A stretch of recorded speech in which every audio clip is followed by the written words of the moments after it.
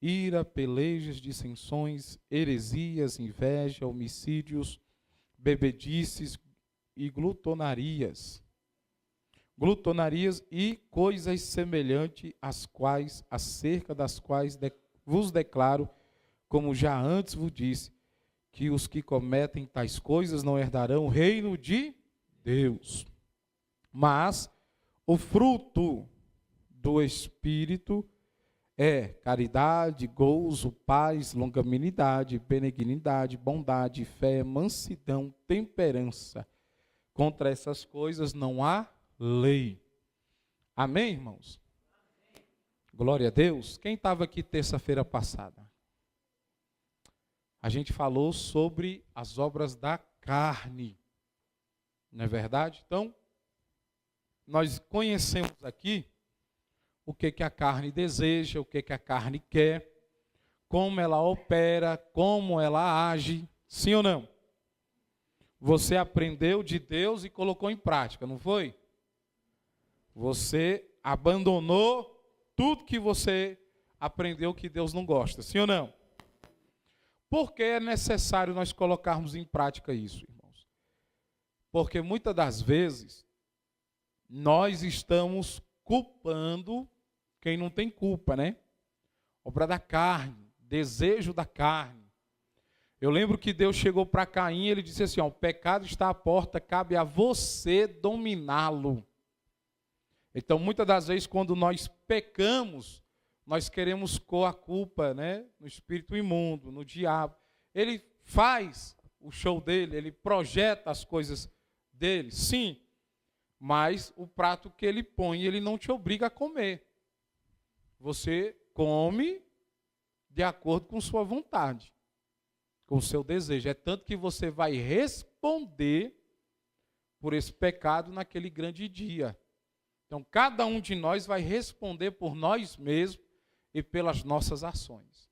A mãe não vai falar pelo filho, o filho não vai falar pela mãe, o pastor vai responder por ele, as ovelhas responderão por ele.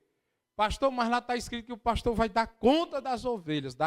Os bodes que não querem ouvir darão conta deles mesmos para Deus. Não é porque o pastor ensina, orienta, se ele quiser continuar na direção que ele está indo, no pecado que ele está praticando, aí Deus vai requerer da mão dele. Lá em Ezequiel, Deus disse, se você avisar e ele não quiser se converter, o sangue eu vou requerer dele. Agora, se ele se converter, né, irmãos, ele será salvo do seu pecado. Agora, se o pastor não avisar, aí a Bíblia diz assim, ó, eu vou requerer de você, porque você não avisou. Então, cada um de nós seremos responsáveis por nós, por nossas ações e nossos pecados. Paulo diz que todos aqueles que praticam as obras da carne, lida aí, eles não herdarão, está bem explícito aí, ó, eles não herdarão o reino de Deus. Eles não reinarão com Deus. Eles não participarão do reino de Deus. Será em vão toda a trajetória, irmão. Será em vão toda a luta, toda a peleja. Se eu vir para a igreja na terça, na quinta, no domingo, e quando eu sair por aquela porta, eu viver da forma e da maneira que eu quero, que eu desejo, praticando o pecado. Aí eu entro nas três classes de pessoas que Paulo fala em Coríntios, ó, naturais, espirituais e carnais. Dentro da igreja tem esses três tipos de pessoa. Natural, crê em nada, gosta do ambiente. Espiritual, está ali pela fé. Foi convertido e é obediente à palavra de Deus. Carnal, conhece a verdade, mas prefere o pecado. Quantas pessoas estão assim hoje em dia? Conhecem a verdade, mas prefere o pecado. Aí chega na igreja, vive a terça, a quinta, o domingo, depois vai embora. Eu costumo sempre dizer isso, irmão. Pessoas assim, que já conhecem a verdade, elas chegam aqui, ó, nos cultos de libertação, nos cultos da família, pede oração, o pastor ora, paga preço, sobe no monte, desce, expulsa o demônio da vida da pessoa, ela chega bem ali fora, ele chama o demônio de volta para a vida dele. Porque ao sair ali fora, ele volta a viver a mesma vida de antes. Então, é necessário que eu pratique a palavra de Deus para que o inimigo nunca mais tenha acesso à minha vida. Dei um exemplo aqui de uma pessoa que se converteu aos 35 anos de idade. A pessoa vem praticando tudo que não presta. Prostituição, impureza, lascívia, tudo que não presta. Aí de repente ela se converte. Deus salva ela por intermédio do Espírito Santo. Qual é a intenção de Deus para com aquela pessoa que foi salva? É gerar nela o filho dele. A intenção de Deus quando nós somos salvos é de gerar Cristo dentro da gente. Será que você pode olhar para o irmão e reconhecer Cristo na vida dele? Será que você pode se olhar no espelho e reconhecer Cristo na sua vida? Pastor, como é que eu identifico Cristo na minha vida ou na vida de alguém? Lembra do que eu disse? Lá em Mateus 7, no versículo 20, a Bíblia diz que a árvore se dá por conhecer pelo seu fruto. Você conhece a árvore pelo seu fruto. Qual é a ação do irmão? Como ele se comporta, fala, age, reage. Esses dias eu estava com alguns jovens ali em casa, Nayane levou eles lá para casa após uma agenda, e eu estava falando com eles assim, vocês, para agir como Cristo, vocês refletem, vocês pensam, vou fazer assim e assim. Agora eu queria ver vocês reagir como Cristo. Pastor, como é que é reagir? Se alguém cuspir na sua cara, o que é que você faz? Se alguém der um murro na sua cara, o que é que você faz? Isso aí, Cristo fez o quê? Deu a outra face, cuspiram nele, ele não respondeu, bateram, zombaram, e ele diz, Pai, perdoa eles. Será que nós estaríamos prontos para agirmos e reagirmos dessa forma? Na hora da provocação, da ira. Então aí nós começamos a identificar se ele habita em nós ou não. É através das nossas ações, palavras, feitos. É através dos frutos que nós produzimos. E quando nós lemos aqui o texto, principalmente a partir do versículo 22, ele diz assim, mas o fruto do Espírito. Você vê que é uma palavra singular, né? Fruto, não é frutos. É um fruto do Espírito que tem que ser gerado dentro de nós. Eu vim para Cristo com 35 anos. A obra da carne está à flor da pele. Mas existe agora dentro de mim um espírito que quer produzir um fruto que vai me levar a agir como filho de Deus aqui nessa terra. É por isso que o apóstolo Paulo ele diz assim, não extingua o Espírito Santo da sua vida. Você com a força do seu braço, você não consegue entrar no céu, irmão. Lá não vai entrar quem é o mais forte, o mais musculoso. Lá com poder aquisitivo você não vai entrar no céu. Não entra o mais rico. Lá não é na base do grito, do eu faço ou eu fiz. Lá é na base do fruto do Espírito gerado em nós. Cristo está sendo gerado. E aí a gente tem que se atentar assim, não importa se você é pastor, não importa se você é obreiro, não importa se você é evangelista, não importa se você tem 70 anos de igreja, não importa o tempo de ministério. O que importa é o fruto do Espírito está sendo gerado dentro de você. O fruto do Espírito é o contraste das obras da carne. A obra da carne te leva para o pecado, para a ambição, para a soberba. Mas o fruto do Espírito te leva para a humildade. O fruto do Espírito te leva a ceder. O fruto do Espírito te leva, muitas das vezes, à humilhação. Nós estamos aqui, irmãos, muito mal acostumados com o Evangelho, que fala só de vitória, de poder, que o crente vai vencer, mas a gente muitas das vezes se esquece que o Espírito que está dentro de nós nos leva para o vale, para o deserto e muitas das vezes para a humilhação.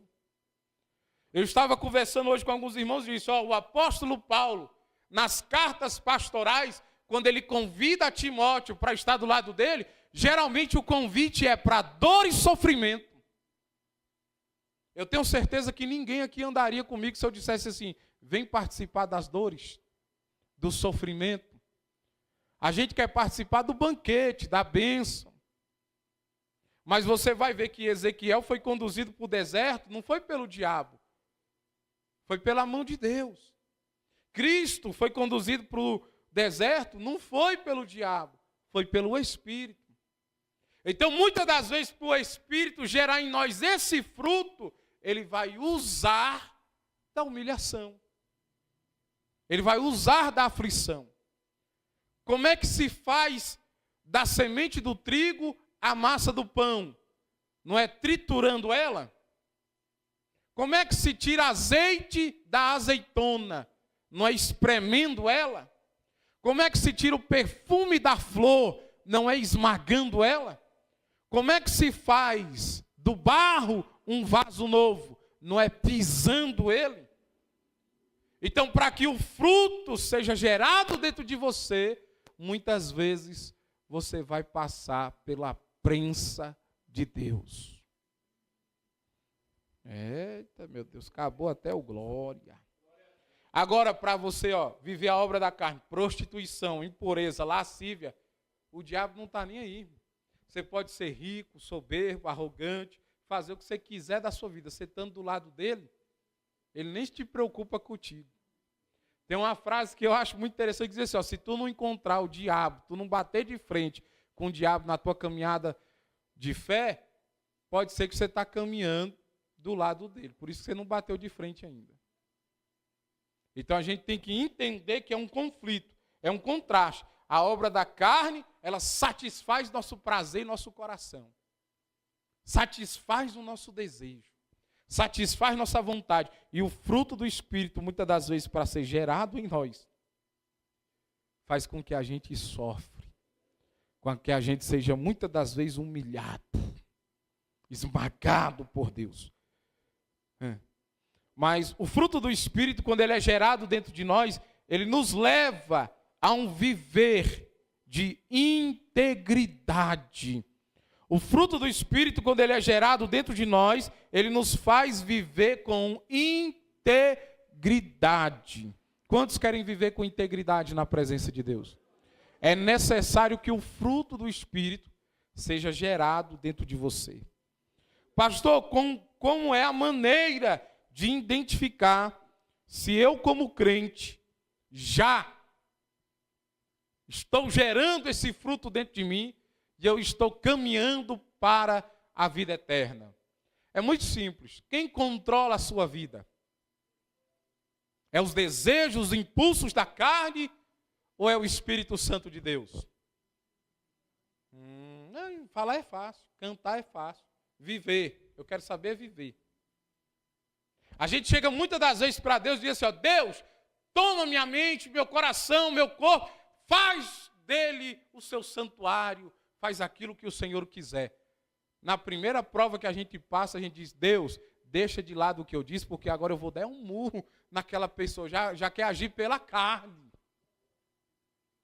Então, a gente vai identificar por quem dirige a nossa vida. Quem é que dirige os nossos impulsos, os nossos desejos, as nossas vontades? Eu faço o que eu quero ou eu faço o que a palavra de Deus manda? Eu faço o que eu gosto ou eu faço, muitas das vezes, a vontade de Deus, mesmo contra o meu gosto? Um exemplo, Deus manda você amar, perdoar. Só que muitas das vezes você não gosta da pessoa e você diz assim, Deus, esse mandamento aqui eu não vou acatar. Porque tal fulano não merece acesso à minha vida, meu perdão, não merece meu amor. Mas se você é uma pessoa dirigida pelo Espírito, o que você faz? Você faz o que ele manda ou o que você quer?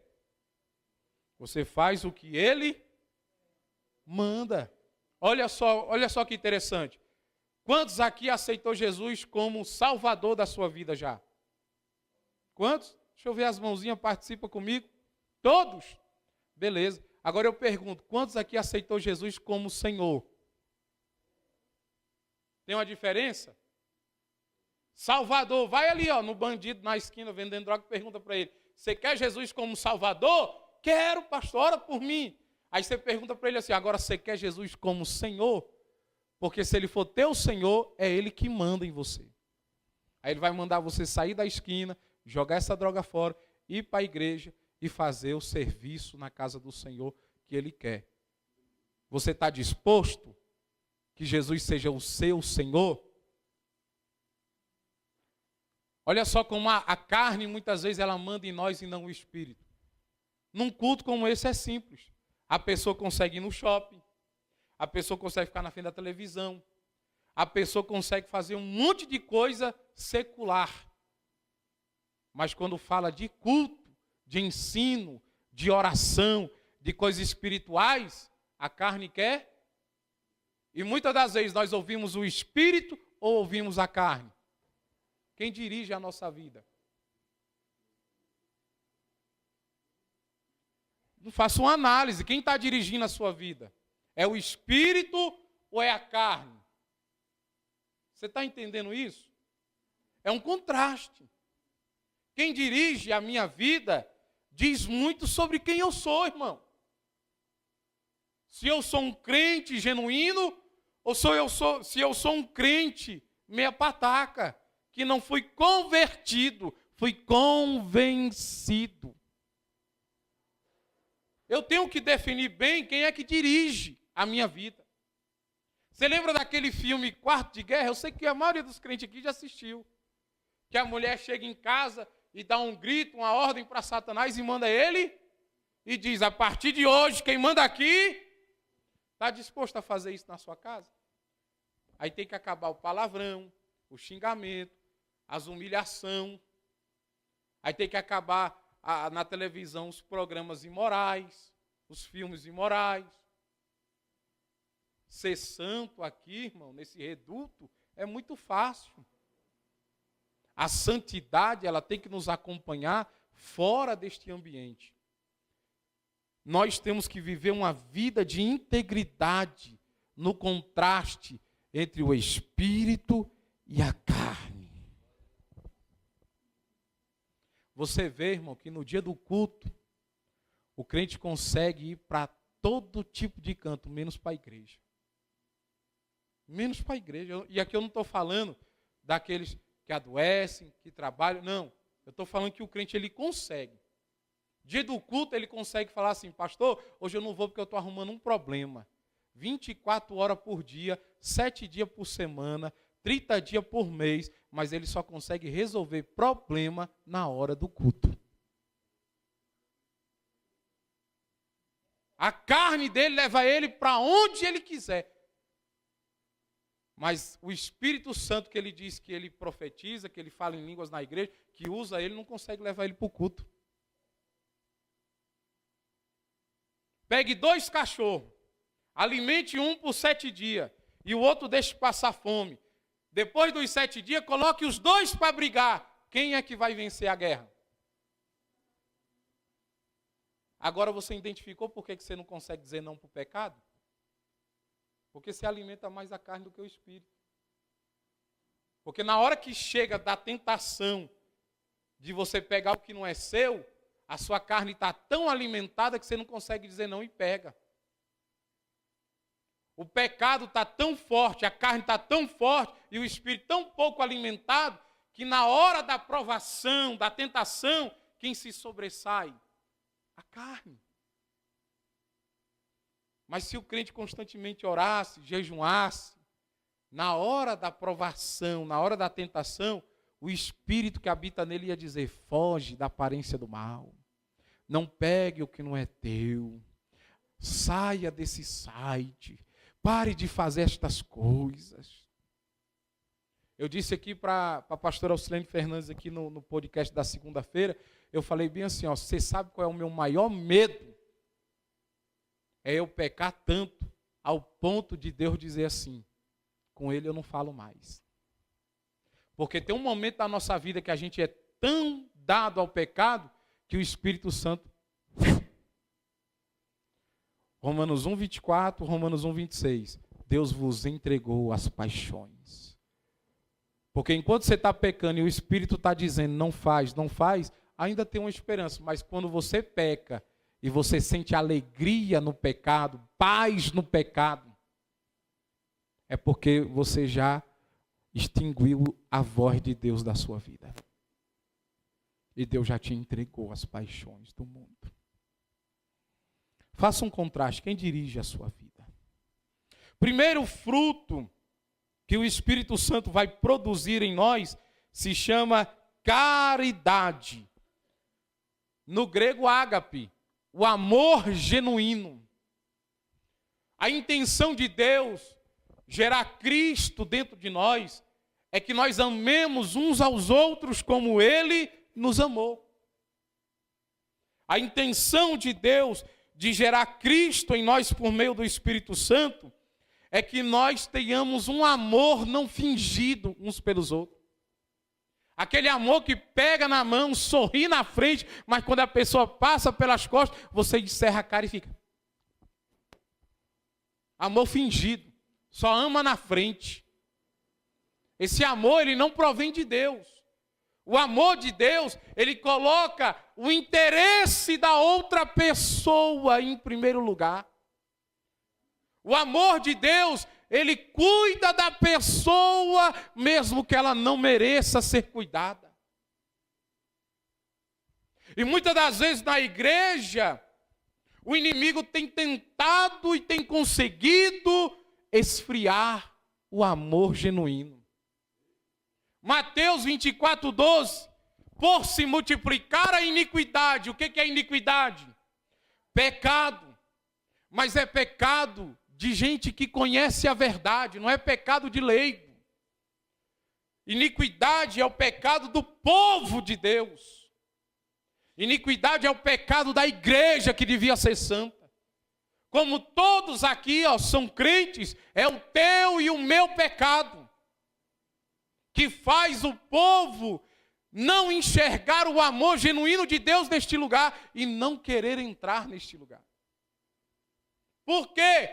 Porque hoje eu sento do lado de alguém, mas amanhã eu estou difamando este alguém, caluniando este alguém, odiando este alguém. Como o fruto do Espírito está sendo gerado em mim, Cristo está sendo gerado em mim, e eu não o amo o meu próximo. Como? Vamos fazer uma leitura, Romanos 5,5. E tem um detalhe, o amor ágape é um amor que ama sem querer nada em troca. Deus te amou sem você ter nada para oferecer para Ele. Eu te pergunto, o que você tem de bom para oferecer para Deus gostar de você? O que você tem para dar em troca a tudo que Ele fez por você? Até Deus, Ele é tão soberano, irmão, que se nós fechar essa igreja aqui e ir embora todo mundo para casa, Ele continua sendo Deus. Ele não precisa de nós, não. Tem gente que acha que se Ele não pregar, o mundo acaba. Deus continua sendo Deus, querido. Deus continua realizando, Deus continua fazendo, Deus continua operando. Nada que nós temos é bom o suficiente para dar como sacrifício a Deus pelo que Ele fez por nós. Quem achou Romanos 5,5? Leia.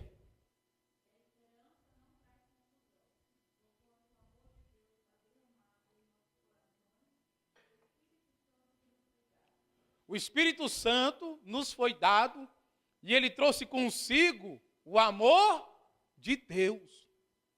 O amor genuíno. Que não quer nada em troca. Você consegue amar alguém sem querer nada em troca dele? Mas é impossível. Se a Bíblia está dizendo que o Espírito Santo está em nós operando esse amor, então não é difícil para quem possui o Santo Espírito. A gente acha que a gente é bom, irmão. Aí eu chamo o Wesley para comer na minha casa. Mês que vem o Wesley se sente obrigado a me chamar para comer na casa dele. Chama 10 mendigos para comer na tua casa, que eles não têm casa para te chamar para comer. Você vai amá-los sem querer nada? O problema é esse, que a gente não expressa amor, a gente faz favores uns aos outros. Deus não se agrada. Até as nossas obras. Hoje eu estava refletindo sobre isso. As nossas obras perante Deus são conhecidas como trapo de imundícia. Por mais belo que seja o trabalho, se arranca lágrima, faz alguém chorar, se não é feito com amor genuíno, para Deus é obra de madeira e feno e palha, não vale. Paulo disse, se eu queimar o meu corpo como sacrifício, mas se for para exibição, não for por amor, nada vale.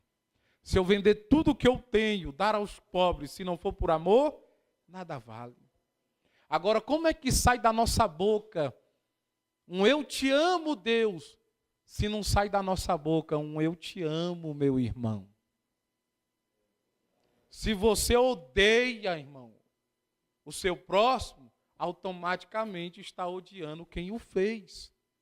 Se você não ama o seu irmão que você vê, como é que amará a Deus a quem você não vê?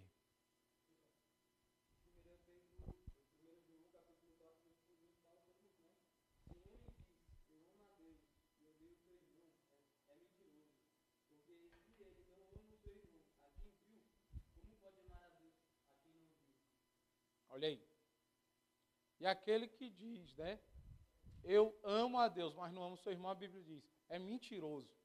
E quem mente é o quê? Pois é. Vamos mudar essa paternidade.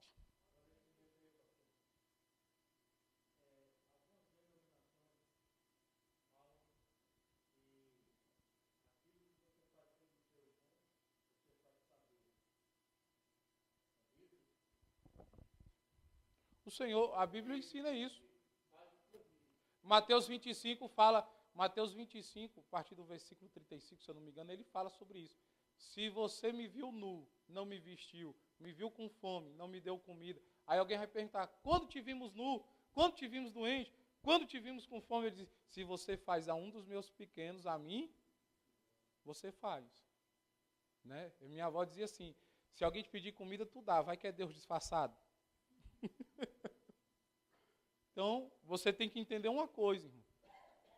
A base de tudo é o amor fraternal, é o amor aqui, ó, sem interesse. Entre nós que somos a comunidade de Deus na terra, a igreja, o corpo. E nós temos falhado nisso. Pela arrogância, a soberba, a divisão, a discórdia, a briga por posição, foi falado tudo nas obras da carne.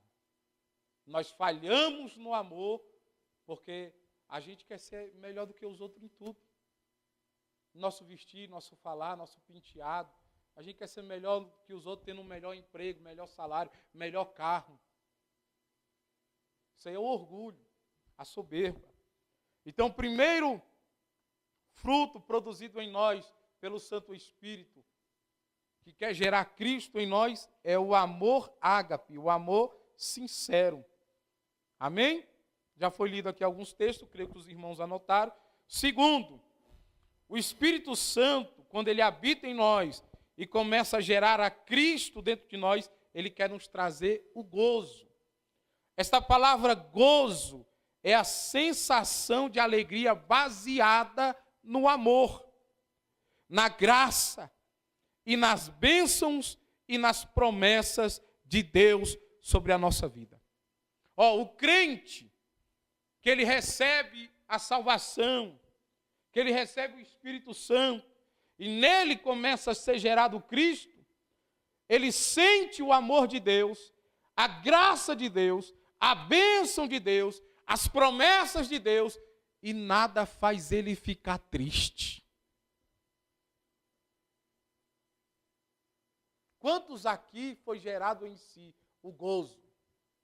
Pastor, mas o telhado lá de casa caiu. Mas a alegria é tão grande da presença do Espírito Santo na minha vida, que eu não consegui ficar nem com raiva, eu vou botar outro telhado. Bati o carro, vou arrumar. Pastor, você viu quem ganhou a política? Não me interessa. Eu estou baseado num reino que não é daqui. Pastor, mas na igreja ali fulano deu B.O., rompeu, caiu todo mundo. Não tem problema. Aquele a quem eu confio não erra, não falha, não me decepciona. Irmão, é disso que nós precisamos nos dias de hoje.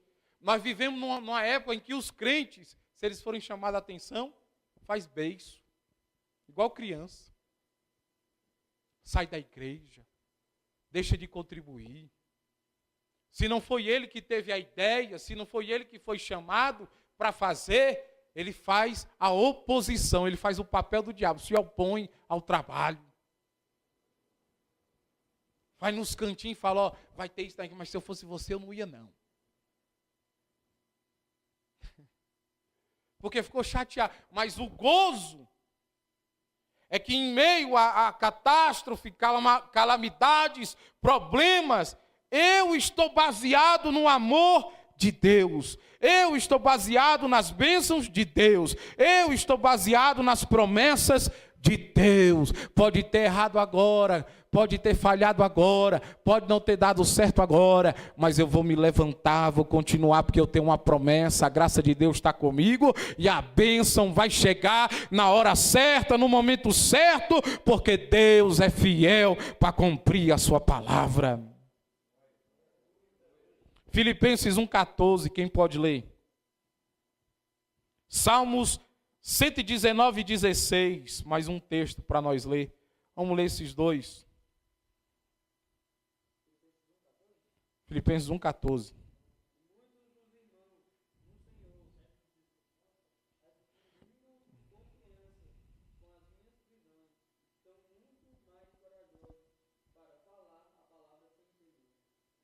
Paulo está dizendo que as prisões dele cooperou para o evangelho.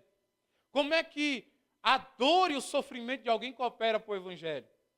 Paulo está dizendo que a igreja que ele plantou em Filipos se sentiu mais encorajada ao ver ele sendo preso por causa do evangelho. Aqui, se o pastor for preso, amanhã não tem culto. O pastor for preso por pregar o evangelho ou falar alguma coisa aqui contra o aborto, o homossexualismo, e alguém vier, é homofóbico, prender, os irmãos botam a mão na cabeça e saem correndo, dizendo, acabou, acabou, acabou. Como é que é? A tua fé ela está embasada em quê? No homem? No sistema? Ou em Deus? Esse gozo fez Paulo e Silas cantar na prisão. Esse gozo fez Jesus na cruz do Calvário perdoar quem estava lhe oprimindo com insultos. É a convicção, irmão, dada a nós por intermédio do Espírito Santo, que o amor de Deus, a graça de Deus, as bênçãos de Deus e as promessas de Deus estão sobre a nossa vida. O gozo é a capacidade espiritual de não permitir que o externo influencie o interior. Brigou em casa? Foi forte a discussão? Foi. Mas hoje eu vou para o culto do mesmo jeito. Porque eu vou adorar o Deus que me deu paz e alegria, gozo, que me deu amor, que fez promessas, que me deu a sua graça. Não recebeu o salário, está chateadinho porque não caiu o din-din. Vai adorar, irmão. Está doente? Vai adorar. Está com problema? Vai adorar. O gozo, ele motiva você em meio às dificuldades para que você continuar adorando a Deus. O Salmo 119, versículo 16.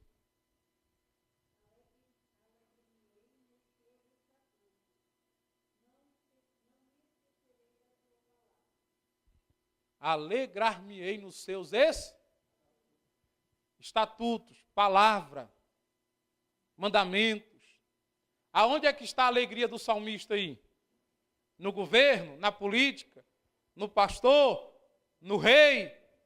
Aonde é que está a alegria aí do salmista? Na palavra de Deus. Onde é que está a tua alegria?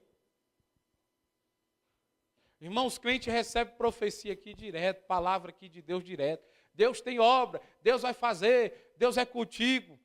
Os crentes ainda têm coragem de atravessar aquela igreja ali, irmão, com as caras de maracujá chupado. Não, é verdade isso. Todo dia Deus motivando o crente, sou contigo, tenho promessa na tua vida.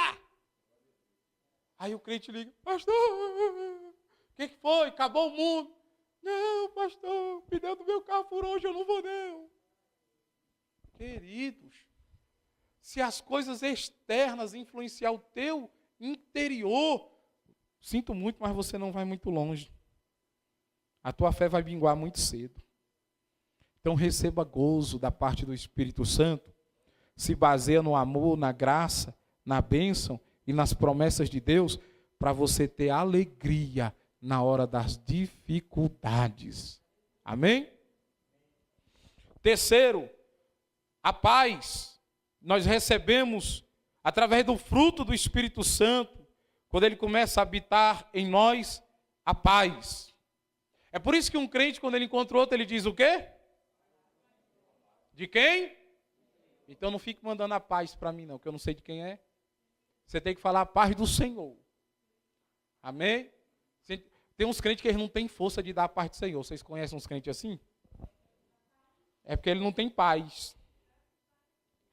É que ele não tem paz. Mete uma graça no meio, pelo menos não fica só a paz, né? Ó, a paz é a quietude de coração e de mente, baseada na convicção de que o seu Pai Celestial está pleiteando a sua causa.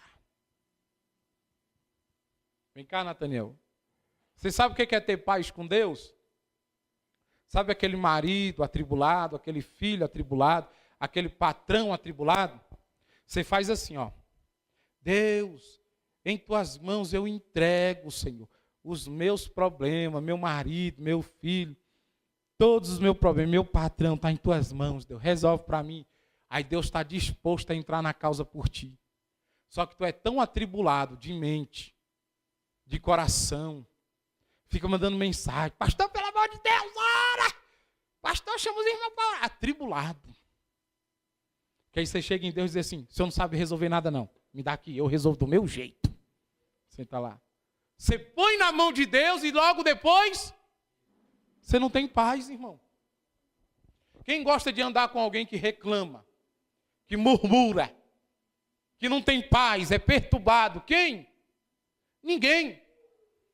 Então, se você confia em Deus, se você está bem resolvido na fé, tudo que você coloca nas mãos de Deus, tenha paz, porque Ele vai resolver.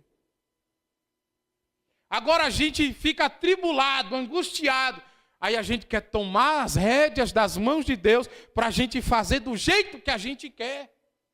E aí dá tudo errado, aí a pessoa diz, o pastor não está orando, a igreja não está orando. Não é não, é porque tu não teve paz para esperar. Porque quem tem paz tem paciência, sabe aguardar. Quem tem paz, aguarda Deus agir, Deus falar, Deus conceder. Vamos ler Romanos capítulo 15, 33, Filipenses 4:7. A paz de Deus, irmão, é uma confiança no nosso Pai Celestial. Romanos 15, 33.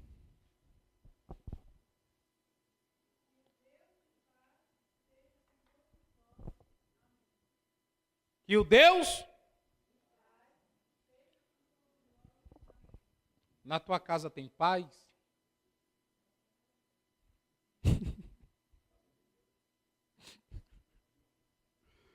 Ai, Jesus, tem misericórdia. Se não tem, o que está faltando lá? Um Deus de paz. Conflito, Ó, irmão, esse negócio de picuinha, ira, rixa, no meio do povo de Deus, é simplesmente a ausência do Deus de paz. É o Deus de paz que não está sendo invocado ali. Deus ama, irmão, quem traz paz. Deus ama a pessoa que chega com a paz. Por isso que Jesus disse, ó, quando tu chegar na casa de alguém, tu diga assim, ó, paz seja convosco. Se aquela pessoa não quiser a paz, que a paz volte para a sua vida. Então, o crente cheio do Espírito Santo, ele anda com rixa, picuinha, discordinha. Ele anda com a paz.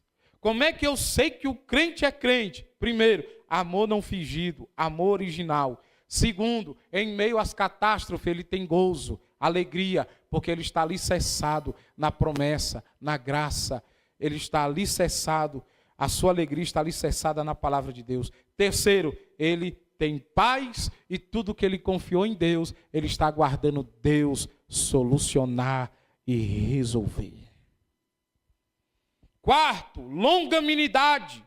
O Espírito Santo, gerando Cristo em nós, nos traz longanimidade. O que é longanimidade, irmão? Longanimidade pode ser perseverança ou pode ser tardança em se irar e em se desesperar.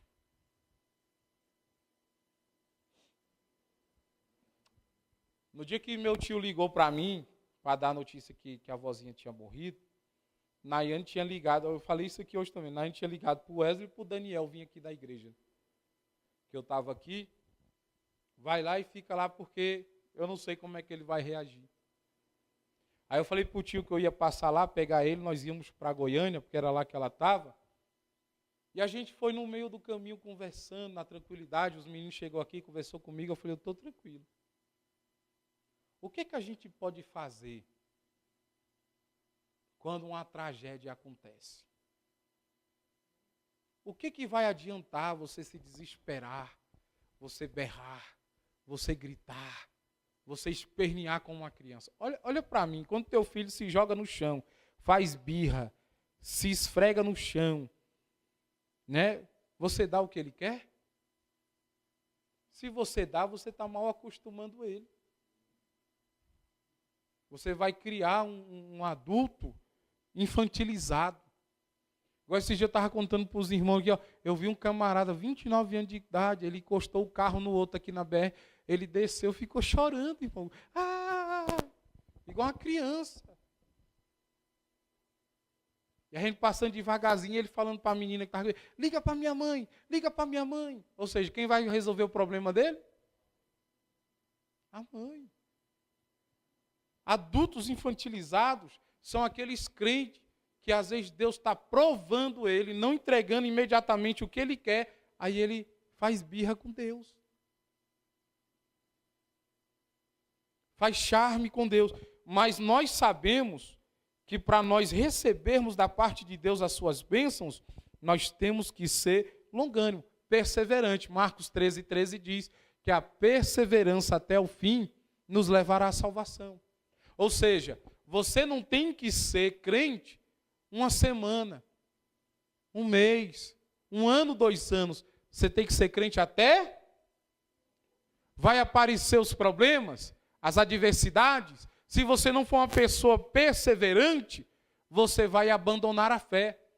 1 Pedro 3:9 está escrito assim, ó, embora alguns julgam tardio o retorno de Cristo, ele está sendo longânimo, esperando que alguns se arrependam dos seus pecados. Cristo poderia vir hoje, mas ele está esperando o nosso arrependimento. Porque talvez nós não estamos prontos para ir, e a gente quer muito ir, sem saber nem qual vai ser o nosso destino. Que a gente está se achando legal, e Cristo está olhando e dizendo assim, falta muito ainda, meu Deus. Se arruma, menino. Então você tem que ter paciência. Você tem que ser tardio em se irar. Uma pessoa sem a longanimidade, você dá bom dia para ela, ela te xinga. Ela te maltrata. Ela não tem paciência. Olha como é que as mães estão lidando com os filhos hoje. As mães estão pior que as crianças. A gente repara algumas, eu não estou dizendo todas.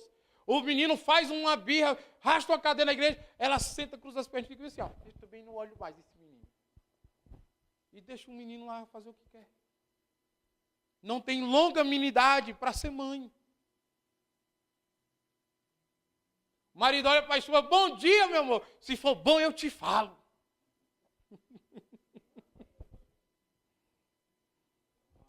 Está faltando a longanimidade.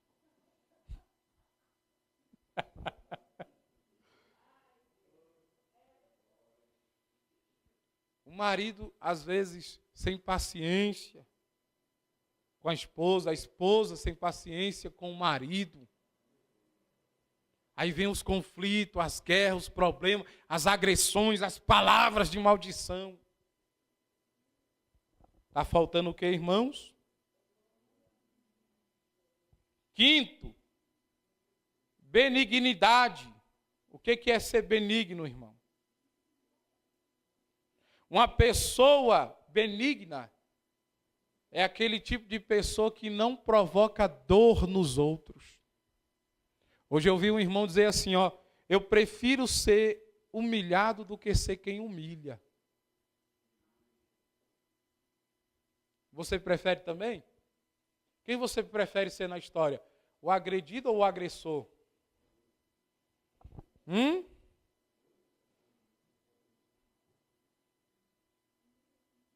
Se eu lhe agredir, como você reage?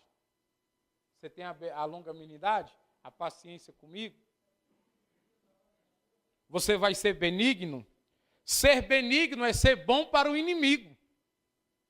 Ainda que a pessoa lhe ofenda num ato de inimizade, você vai continuar sendo bom para aquela pessoa.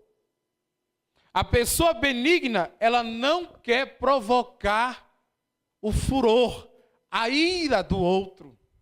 Ela não quer provocar mágoas, dores do outro. Você quer ver um exemplo? Você sabe onde é o calcanhar de Aquiles do seu parceiro, da sua parceira, do seu esposo, da sua. Você sabe que se você tocar naquele ponto, vai gerar. Mas na primeira conversa, quando você eleva os humores, o que você faz? Pá! No calcanhar de Aquiles. Aí voa panela, travesseiro, o pau quebra. Aonde é que está a benignidade dos casais? Aonde está a benignidade dos irmãos que congregam junto? Se eu sei que vai machucar, se eu sei que vai ferir, não fale, não faça. Não, pastor, eu vou botar para moer. Está faltando o Espírito Santo gerar o fruto dele na sua vida. Tem vezes que alguém chega com um jarro de flor e você já está com o estilingue mirando a pedra. Como diz a música por aí, vem quente, eu estou fervendo. Isso é entre pais e filhos. Sogras e noras, maridos e mulheres, entre irmãos, que deviam se unir pelo um bem maior, mas estão com ausência de benignidade. Eu vou falar porque eu sei que vai tocar na ferida, vai doer mesmo. Deus é benigno com você, sim ou não? Você pecou, fez tanta coisa contra ele, você pediu perdão, o que ele fez? E qual foi a vez que ele te lançou no rosto? Mas você já está com isso aí entalado na garganta tem um mês, falando assim, ó, na primeira oportunidade, eu vou jogar, vou envenenar, vou dizer tudo o que eu quero. Seja mais benigno. Vamos ler Colossenses 3,12? 1 Pedro 2,3.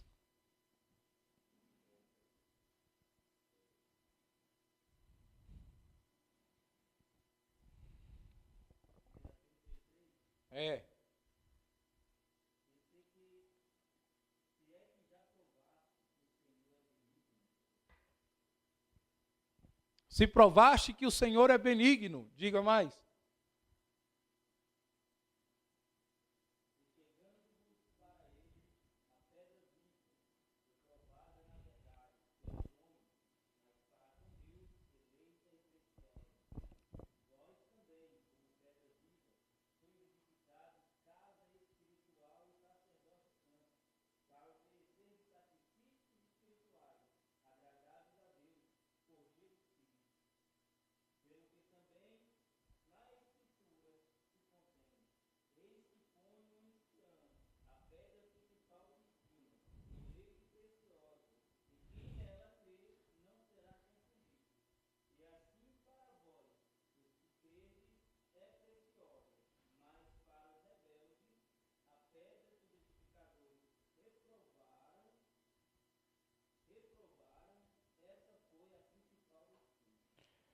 Quem já provou que Deus é benigno aqui? Acabei de falar, Ele te perdoou, te purificou. E qual foi a vez que Ele jogou na sua cara? Agora, quantas vezes você já jogou na cara o erro do outro? Então, se você provou que Deus é benigno, seja você também. Vamos lá. Cadê o Colossenses 3:12? 12.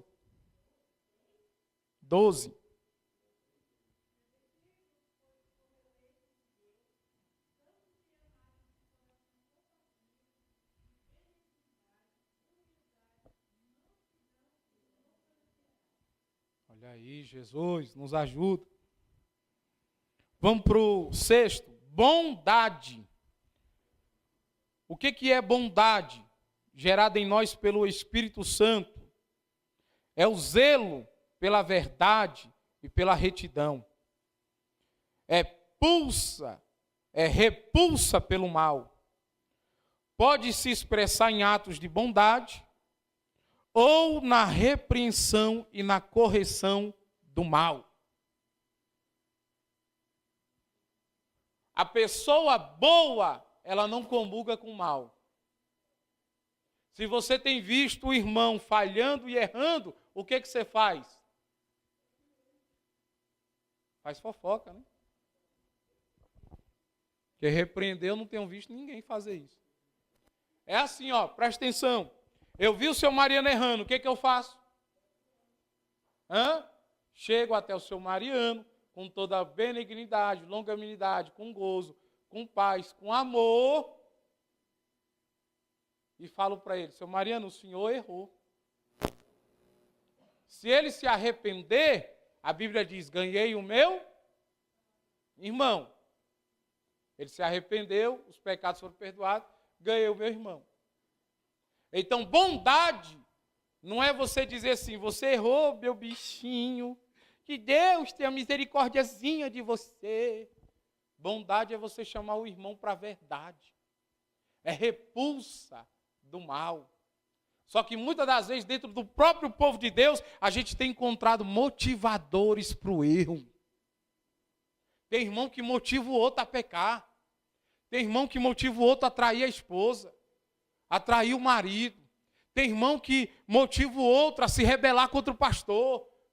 Tem irmão que motiva o outro a sair da igreja. Sai mesmo, essa igreja não presta. Essa igreja... Tem irmãos que eles não têm um coração bondoso para com as outras pessoas. Nem para consigo mesmo, nem para com o seu próximo, nem para com Deus. Porque tem gente que ele se rebela até mesmo contra a vontade de Deus. A bondade também está em repreender aquele que está em pecado, em erro. Você tem coragem de fazer isso?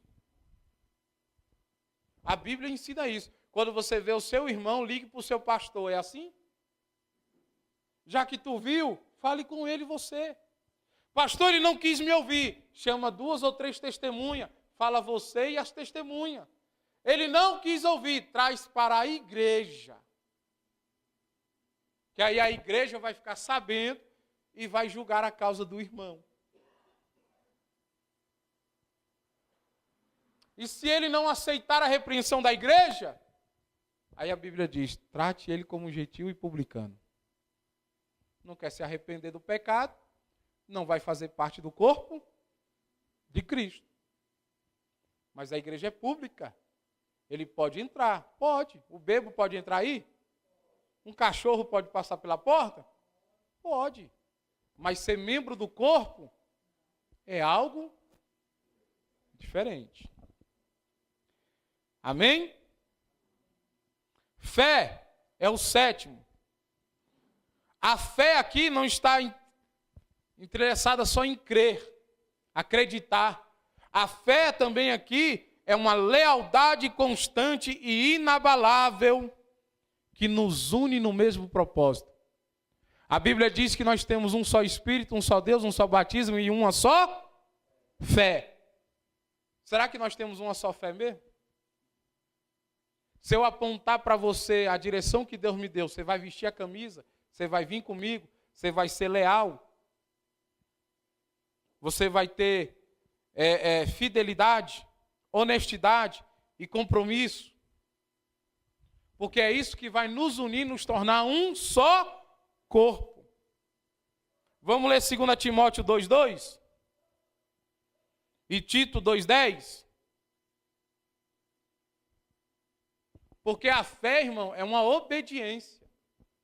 A fé é uma lealdade. Quantos aqui acreditam que Deus vai lançar o pecador no inferno? Naquele grande dia, quantos acreditam nisso? Então o que eu tenho que fazer? O mais rápido possível parar de... Porque senão Deus vai lançar eu lá, se eu não parar de pecar.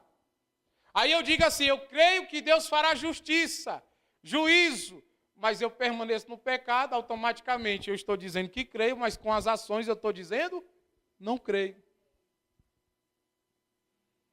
Por isso que a Bíblia diz, né? São reprovados para toda boa obra, porque dizem que conhecem a Deus, mas com suas obras o negam. Ou seja, eu digo que eu tenho fé, mas minhas obras negam a Deus. 2 Timóteo 2,2. Quem achou?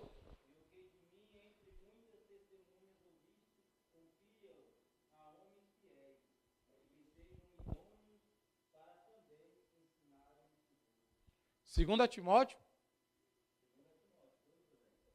Sério mesmo? Não. Leu 4,7. É.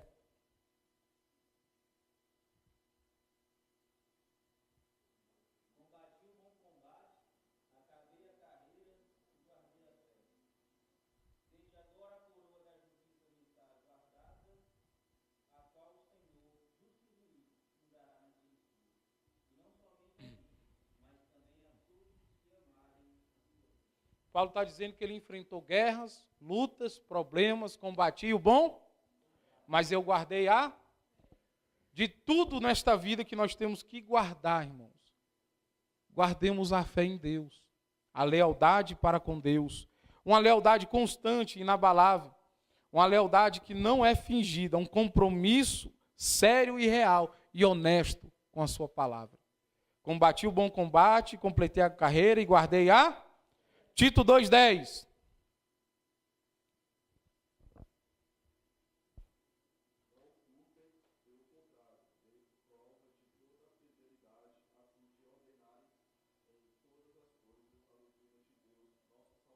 Dê prova da sua.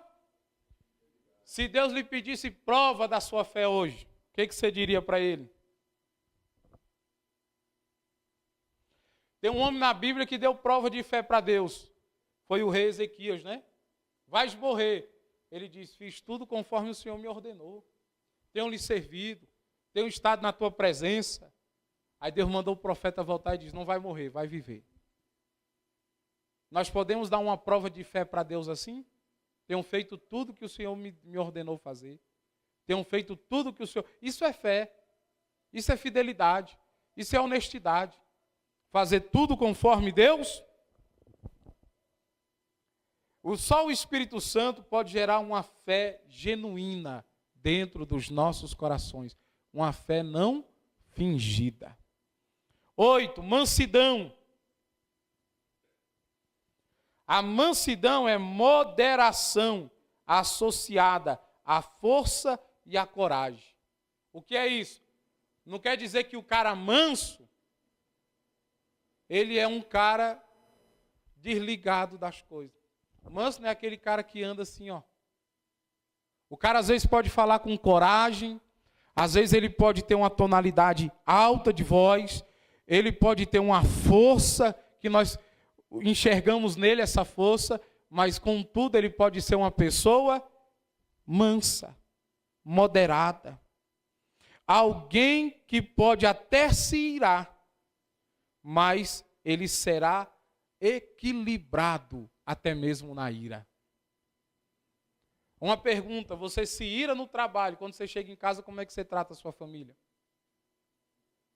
Falta o que em você? Mansidão. Equilíbrio até mesmo na... Jesus se irou? Sim ou não? Mas pecou? Ou seja, posso me irar, mas não pecar? Quem tem essa capacidade? Alguém cujo Espírito gerou nele a pessoa também, mesmo tendo coragem e força, ela se submete e tem humildade para com os mais fracos, se for preciso. Como assim? Deus, sendo soberano, se fez homem. E veio aqui e agiu de igualdade para com nós. Sabe o filho que brinca de lutinha com o pai, aí o pai diz assim, ó, me dá um murro aqui. Aí ele bate no pai, o pai cai no chão. O pai é mais forte, mais corajoso. Só que ele está fazendo o quê? Se submetendo àquele tipo de brincadeira para fazer o filho sorrir, se alegrar. Ele sabe que se ele também der um murro, o que acontece com a criança? Deus sabe, irmão, que se ele estralar o dedo, o que acontece com a gente? Mas muitas das vezes Deus tem agido para conosco com Jesus, ó, em Mateus 11, 29. Abri rapidinho para nós lermos. Mateus 11, 29. Jesus era manso e humilde. Era, não é, né? Ele é manso. E o que ele fala nesse versículo aqui? Ele diz assim, aprendei. Jesus está nos chamando para aprender com ele a como ser manso e humilde de coração.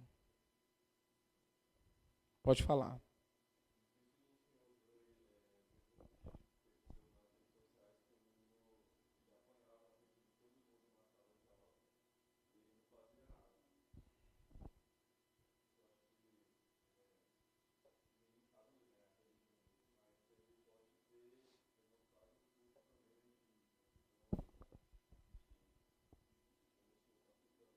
Ele apanhava e não fazia nada?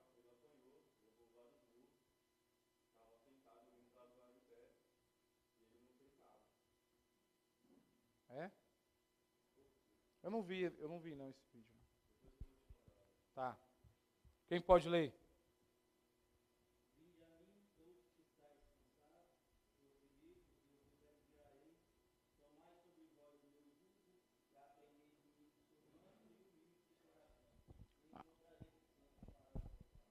Amém. Os mansos e humildes de coração encontrarão o que, irmãos?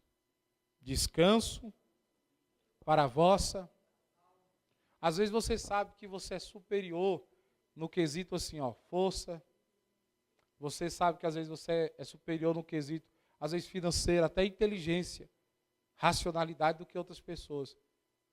Mas por aquela pessoa exercer uma posição no mundo espiritual, às vezes até maior do que a sua, você tem a mansidão de acompanhá-la, de crer no que Deus entregou para a vida dela e até se submete espiritualmente à autoridade espiritual que aquela pessoa tem. Isso também é ter mansidão.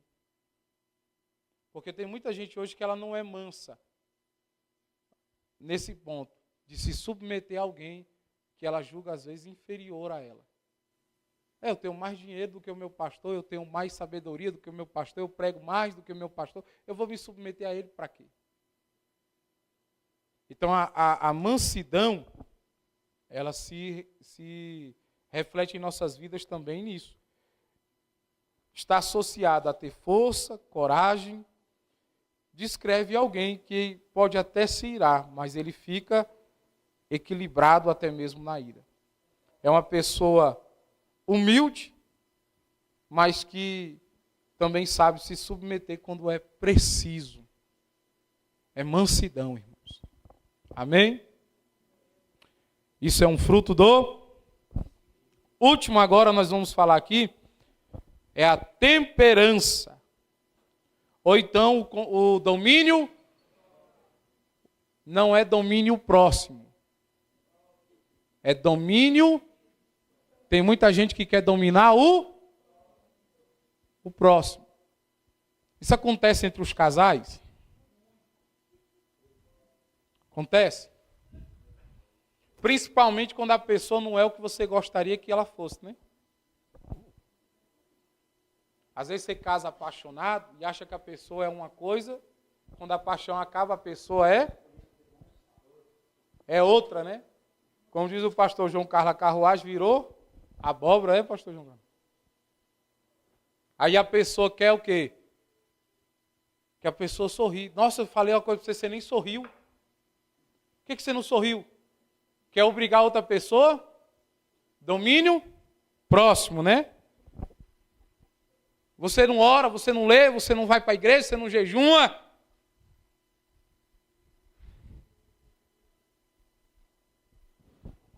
Mas a Bíblia diz que você não tem que dominar o próximo, você tem que dominar a si mesmo.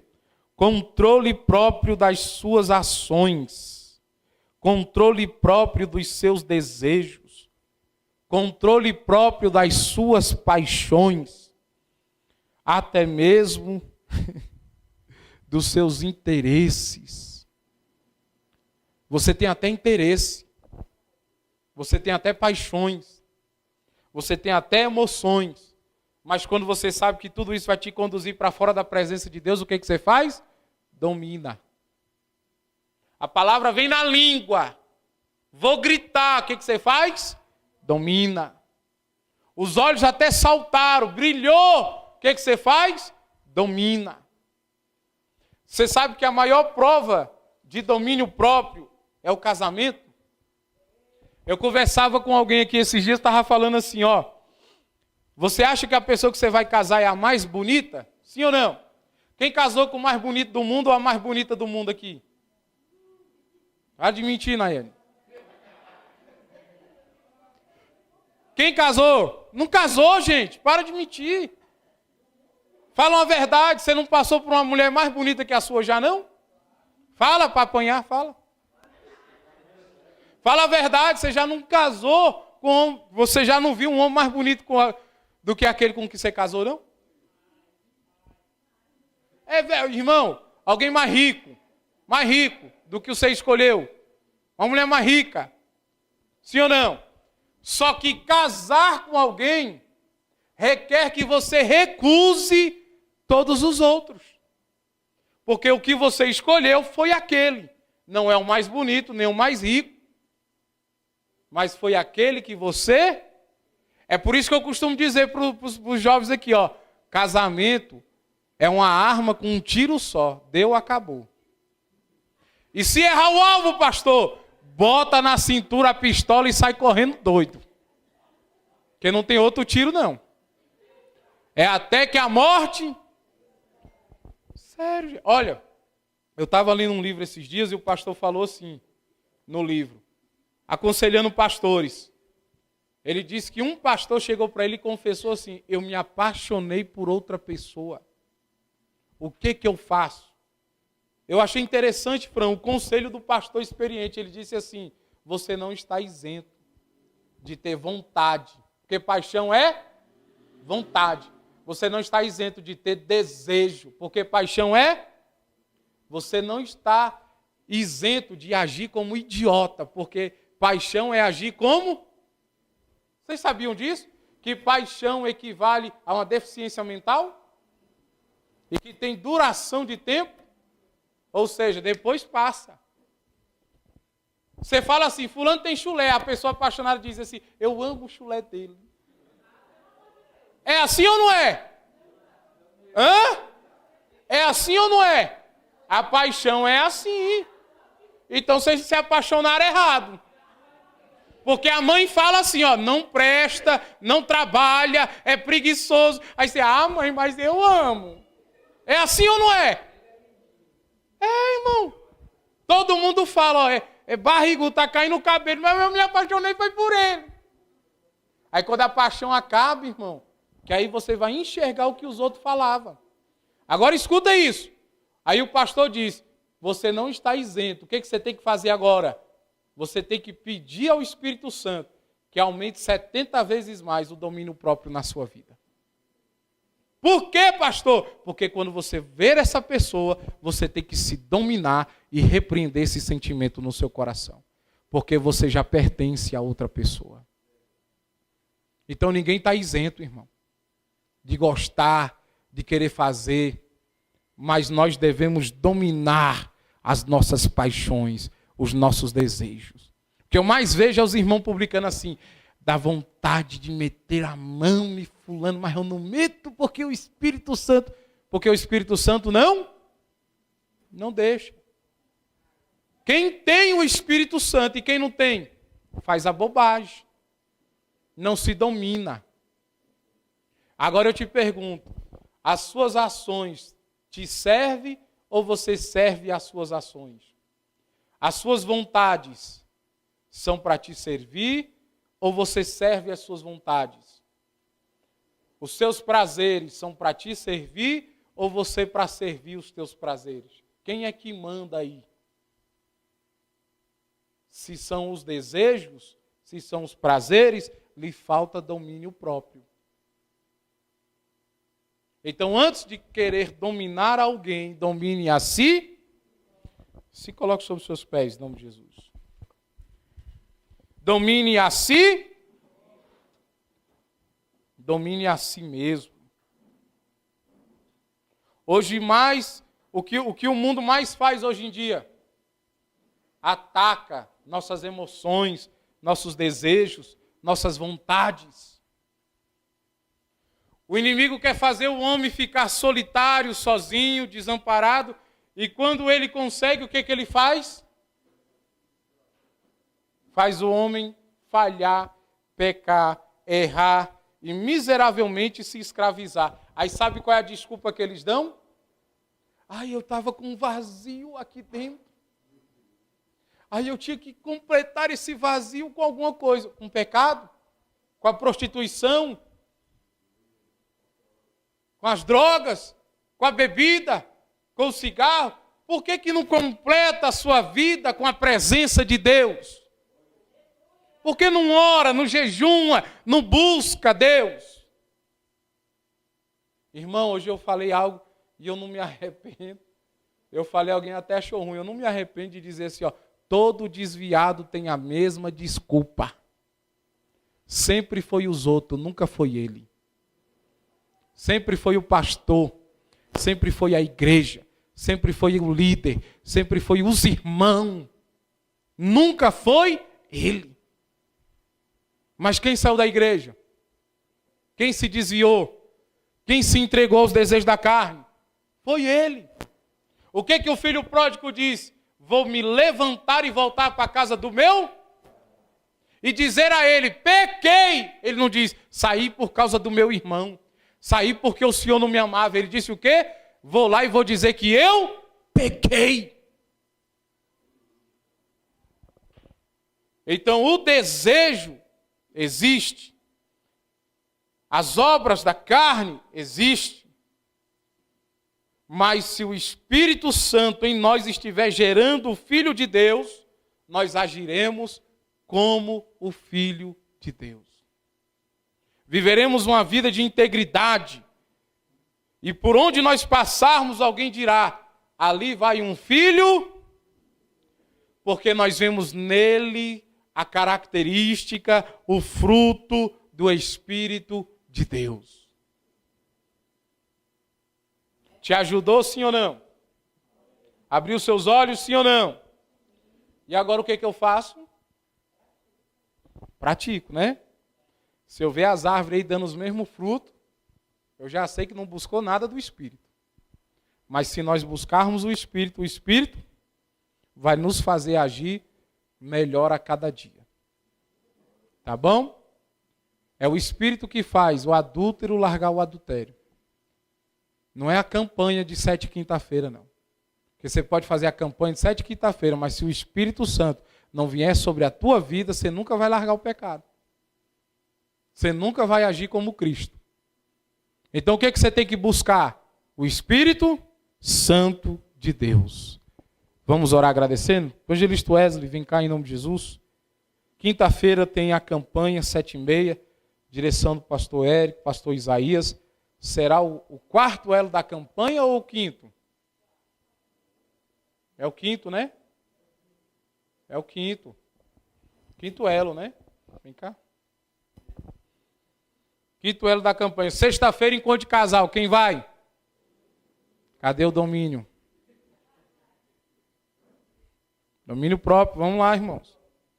Deixa a carne te levar para outro lugar, não. Vamos orar, irmãos, agradecendo? Pai Santo, Pai querido, em Teu nome, meu Pai, te louvamos e bendizemos o Teu santo e poderoso nome. Obrigado, meu Pai, por esse ensino, meu Deus. Pai, através desse ensino, Pai, tudo que foi falado, ministrado aos nossos corações, nós possamos colocar em prática, Senhor, meu Deus, porque sabemos, Pai, que é o Teu Espírito Santo que nos molda, Senhor, meu Pai, a imagem de Cristo. Então, que o Senhor possa nos moldar, arrancar tudo aquilo, meu Pai, que não provém de Ti, Senhor, meu Deus, fazendo assim nós, Senhor, meu Deus, mais semelhantes a Cristo Jesus. Pai, nos ajude nas nossas limitações, nas nossas fraquezas, Pai. Em nome de Jesus é o que nós te pedimos nessa noite, Senhor. Abençoa o Teu povo, conduza cada um, meu Pai, em segurança para os seus lares, em nome do Pai, do Filho e do Espírito Santo de Deus. Faça assim com as suas mãos, que o amor de Deus, a graça do nosso Senhor e Salvador Jesus Cristo, a comunhão e consolação do Espírito Santo de Deus possa estar sobre as nossas vidas, não só hoje. Todos digam, está terminado em nome de